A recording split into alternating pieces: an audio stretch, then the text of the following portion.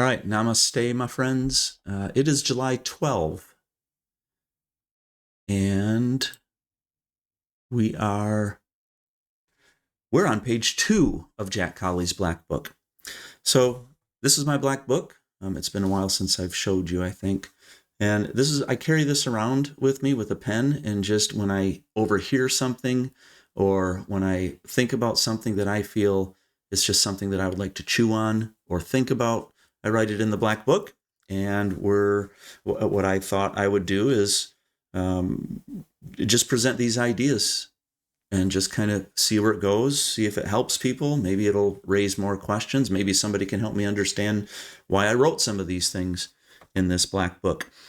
Page 2, when I look at the notes that I have here, all the ideas that I was kind of, jotting down over these few days for page 2, I realized that on some level I was quite dissatisfied with the categories of good and evil.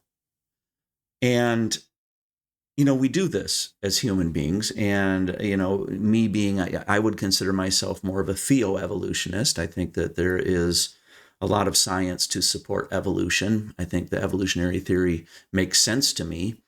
At the same time, I believe that there has to be something driving that. There has to be some sort of intelligent design behind it, because I don't think that stuff like this can just happen accidentally. So, I try to live, in a balanced space, I guess. But whether you believe in intelligent design or you believe in evolution, we have tendency to look at things and want to categorize them. And so we have these two categories, good and evil, and we tend to look at something new and we evaluate it, we judge it, and we try to, put it in. We might put it in the categories of safe versus unsafe. So we like to categorize things. And as I was looking at my notes here on page 2, it just struck me that I think I'm not happy with the simplistic idea that people can just look at something and call it good or evil. I think this is particularly dangerous when we look at other human beings, or even if we look at ourselves. The idea that we can look at ourselves and we can say, oh, I'm just a bad person, I'm an evil person. This is something that I struggle with in some Christian traditions and some Christian services that I go to. There just seems to be this constant theme of, you don't measure up, you need God, and it's like, I understand why they're saying that, but it's just kind of frustrating hearing it all the time. It's like, at some point, you were created to be a good human being. I think we can claim that we're a good creation too. So I'm just looking for a balance. And I'm looking for what kind of metrics do we use with these categories of good and evil. And so as I've been reflecting on that, I came up with an idea. And we're going to go back to Santa Claus, just as an illustration. So we left off talking about Santa Claus, and I don't have my Santa suit on today. It's on the floor over there. I just don't have it on. So Santa Claus,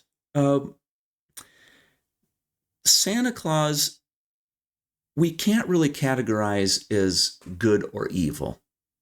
If we look at the picture of Santa Claus here, there are elements that we could say, oh, that he's good, he's evil, but it really depends on the movement of the story and the trajectory. It depends on the movement and the trajectory.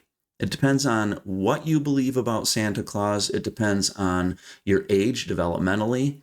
Let me give you a couple examples just so you can kind of see where I'm going with this.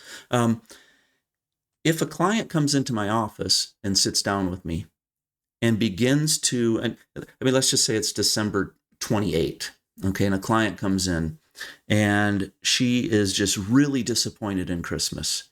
And I say to her, well, why are you disappointed in Christmas? Oh, my depression is kicking in, things like that, which often happens around the holiday. But let's just say, and this is kind of just tongue in cheek, but let's just say that she says, I really thought Santa Claus was going to bring me this gift, whatever that gift might be. And I stayed up on the 24th. I did not hear the reindeers hooves go across the roof, and I sat by the fireplace, nobody, et cetera, et cetera. Now, if this is a 25-year-old woman sitting with me, I'm going to be a little bit concerned quite quickly. As opposed to if it were a 7-year-old girl sitting in my office and saying, yeah, I'm just kind of down because I didn't get the gift that I thought Santa would bring. So depending on what we do with certain things, sometimes depending on the time and space, so depending on where we believe something in a certain time continuum or a certain space, might determine whether we are healthy or sick, might determine whether we are developmentally delayed or advanced. So what I want to suggest is that maybe we have to consider, in evaluating something as good or evil, maybe what we have to consider is motion and trajectory.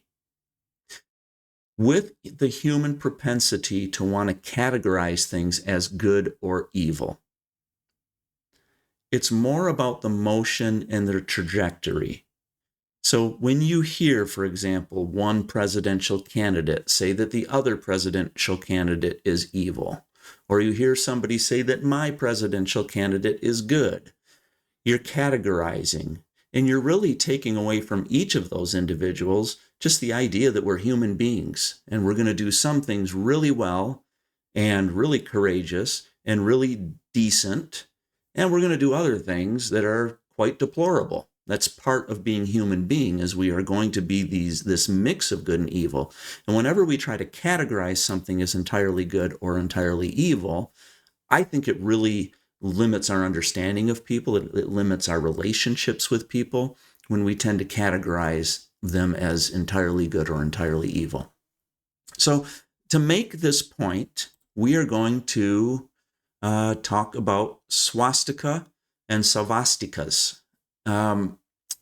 These are Hindu symbols, and I'm just going to introduce them because I don't know to what extent people have thought about this. But anyway, a swastika is this Hindu symbol up here, and the swastikas are pointing clockwise. So when you look at the top two symbols, the one that is orange and the one that is red, those are swastikas.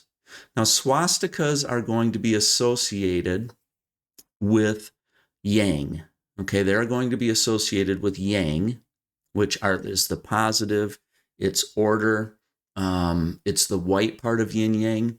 And the svastika is going to be associated with yin. So when they're going in the opposite direction, like the bottom two, that's going to be yin, which is chaos. And so a lot of times in Hindu literature, Hindu art, sometimes you'll see the swastika rotating clockwise, and sometimes you'll see the svastika rotating counterclockwise. And those are associated basically with the sides of yin and yang that we looked at a few broadcasts ago. Now, I want to be careful that this is not confused with the swastika of Nazis. It is very unfortunate that when people see swastikas now, they think of Nazis.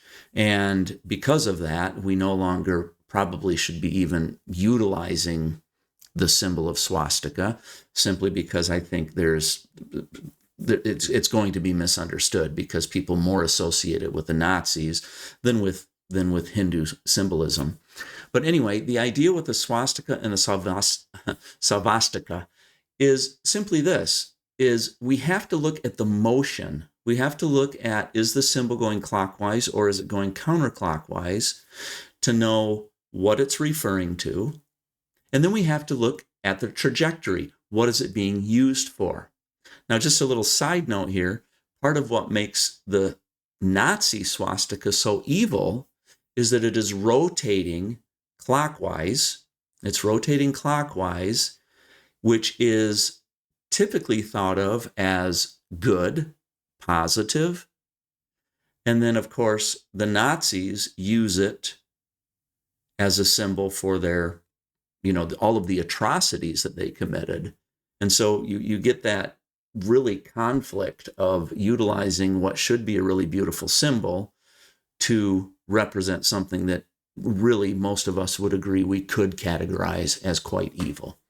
So anyway, so what I want to do is we're gonna look at another one. We're gonna do one more. I've got a few of these that I want to go through, but we only have time maybe for one more. So really quickly, ice cream. In fact, I'm not even going to do the whole ice cream thing because I'm already at 10 minutes, and my goal is really to keep these short. Here's what I want you to know about ice cream for right now, and then I think we'll just call it a day, and then we'll see you tomorrow or the next day. Here's what we're going to say. If defining something as good or evil requires motion and trajectory, in other words, we have to put the inanimate object in motion, and we need to know where it is taking us. Ice cream, if it's in your freezer, we're going to say is neither good nor evil. We're simply not going to categorize it as one or the other. What I'd like to do for the next broadcast is start with ice cream, and what I would like to do is ask the question, when we put ice cream in motion, in other words, when we put it in motion by taking it out of the freezer, and then when we have an intention or we apply a trajectory with the ice cream, can we get a little bit closer in defining ice cream as potentially good or evil? So that's where we're going to start next time. So namaste, my friends, and have a good rest of your week.